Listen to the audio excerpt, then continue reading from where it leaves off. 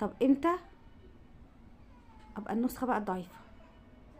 ابقى بعمل ال 365 حاجه دول بس عشان اشيل من اللي من الناس اللي حواليا العبء. يعني مثلا نيجي في الشغل مثلا، بقول لك ايه، انا عندي مشوار النهارده، ما تشيل عني الشغل.